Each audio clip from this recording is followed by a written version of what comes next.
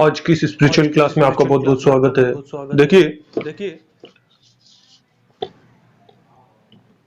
आज मुझको एक ऐसा आध्यात्मिक अनुभव प्राप्त हुआ, उसमें मैंने देखा कि बहुत सारे लोग जो है वो नदी के किनारे इकट्ठे हुए थे नहाने के लिए। और मैंने देखा कि दूसरे किनारे पर एक नाव है और एक व्यक्ति जो नाव के आगे आगे तैरता हुआ आ रहा है किसी दूसरे व्यक्ति के पैरों को पकड़कर। और जो व्यक्ति था उसका चेहरा भी पानी के अंदर डूबा हुआ था, ऐसा लग रहा था कि वो कोई लाश है। और उसको लाते हुए जब वो किनारे तक आए तब मेरी सबसे पहले उन पर नजर पड़ी और मैंने देखा कि क्या हुआ। और जैसे ही वो बाहर निकले तो जो व्यक्ति पानी के अंदर डूबा हुआ था और जिसके पैर पकड़कर लाए हुए थे उसको मैंने देखा ध्यान से। तो थोड़ी देर में वो बातें करने लगा, मतलब इतनी देर तक उसने अपनी सांस रोक ली। और वो हंसने लगे जैसे वो कोई प्रैंक हो, कोई मजाक हो। और सब लोग वहां इकट्ठे हो गए थे, वो सब भी आपस में एक दूसरे से बातें करने लगे।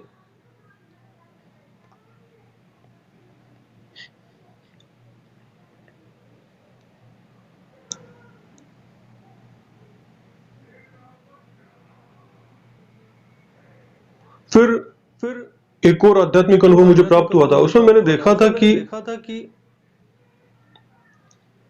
हम किसी बड़े से कमरे में हैं और वहां के एक तरफ की खिड़कियां खोल करके देखा तो समुद्र के किनारे था वो एक बहुत ऊंची लहर उठी। और ऐसा लगा कि वो लहर जो है वो पूरा का पूरे गांव को डुबो देगी। और सचमुच वो लहर आई और हमने खिड़कियां वगैरह सब बंद कर ली तो ऊपर से होते हुए निकल गई, लेकिन बहुत सारा पानी कमरे में भी भर गया। कमरा पूरा नहीं भरा पानी से और बच गए सब लोग।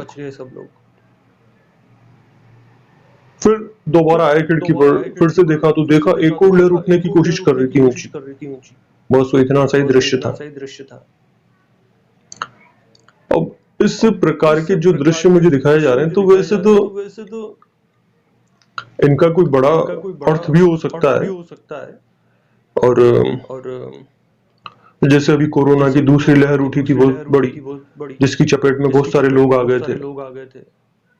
और फिर वैज्ञानिक जो है डॉक्टर वो तीसरी लहर की आशंका भी जता रहे हैं।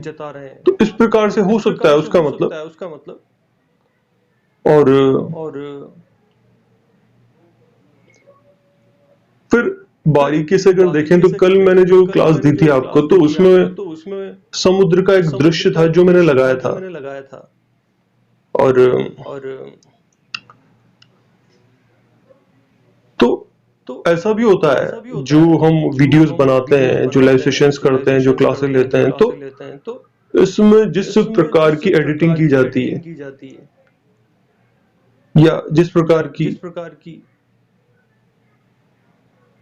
बातें की जाती हैं तो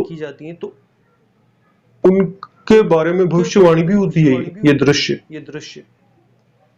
और जिंदगी की छोटी से छोटी बातें जो हैं उनको अगर बारीकी से हम देखें तो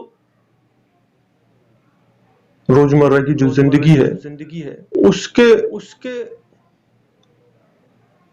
संकेत भी छुपे होते हैं और वो अत्यंत साधारण होते हैं जो इग्नोर किए जा सकते हैं। लेकिन आध्यात्मिक जगत में छोटा बड़ा विशेष या कम विशेष कुछ भी नहीं होता है। और हर प्रकार के दृश्यों का, आध्यात्मिक अनुभवों का अपना महत्व होता है। फिर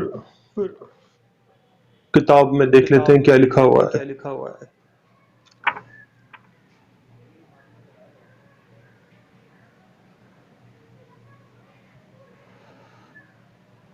मुझे पूरा विश्वास है कि भगवान उतनी ही शीघ्रता से परिवर्तन ला रहे हैं जितना हम उन्हें करने देते हैं। यदि हमें दुनिया की वर्तमान हालत से इतनी विरक्ति और ऊब है तो सोचो उसे कितनी विरक्ति और ऊब होगी जिसका इस राज करते मिथ्या तत्व से कोई संबंध नहीं।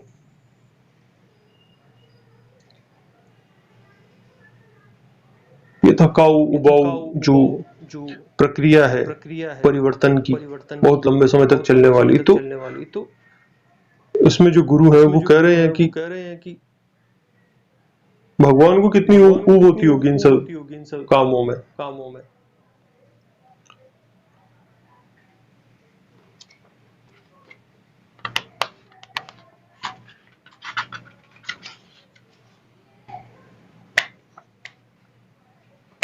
तुम्हारा कहना है कि ओरोविल एक सपना है। हाँ, यह भगवान का सपना है और प्राय ही ऐसे सपने सच्चे होते हैं। उन कथा कथित मानवीय वास्तविकताओं से कहीं ज्यादा सच्चे।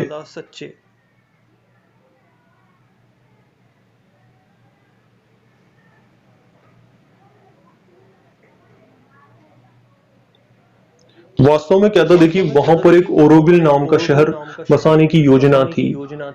तो ये एक अंतरराष्ट्रीय शहर था जिसमें संसार के सभी देशों के लोग आकर के रहने वाले थे और सभी लोगों को ये अविश्वसनीय लगती थी बात कि ऐसा भी हो सकता है क्या।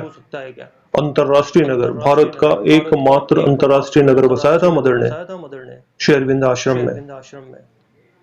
उसके बाहर ओरोविल कहते हैं उसे, अभी भी है वो। तो उस जमाने में इतनी बड़ी धनराशि खर्च हुई थी उस काम में और सारे संसार के लोग आए थे, अमेरिका के, फ्रांस के, जर्मनी के, इंग्लैंड के, रशिया से, जापान से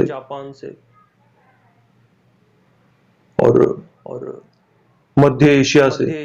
भारत के लोग तो थे ही। सारे संसार के लोग वहां रहने के लिए आए थे, एक दिव्य जीवन जीने के लिए, और सारे संसार के लोगों को एक साथ इकट्ठा करके एक ही स्थान पर रहने का जो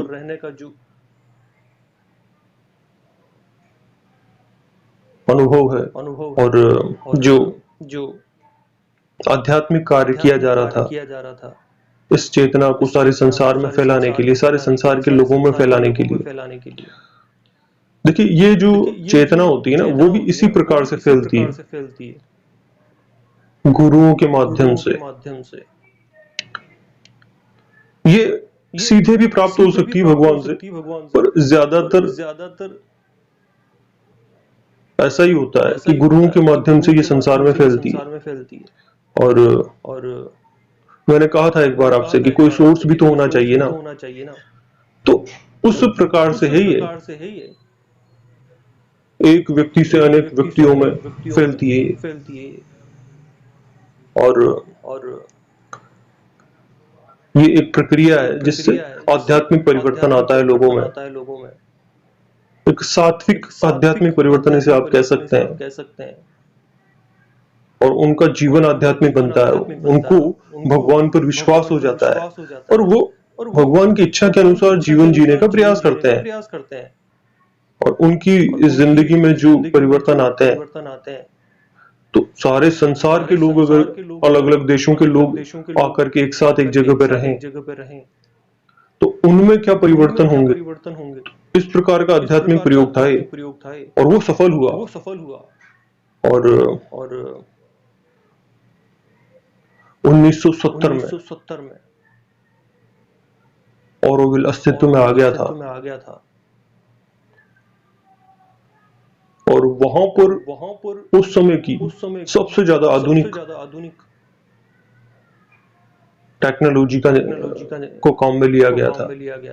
भवन निर्माण में, नगर को बनाने में, लोगों के रहने के लिए व्यवस्था करने में और जो सामान्य जिंदगी है उसमें काम में आने वाली हर एक वस्तु, हर एक व्यवस्था में अत्याधुनिक तकनीक का इस्तेमाल किया गया था उस समय जो उपलब्ध थी संसार में।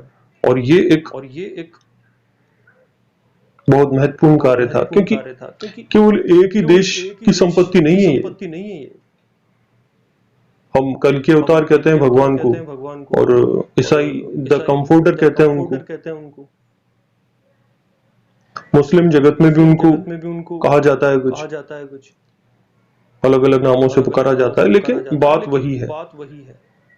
और भविष्य के प्रति सब लोग आशान्वित हैं। Creation of new world, creation of spiritual world, इस प्रकार की भविष्यवाणियां हैं सभी धार्मिक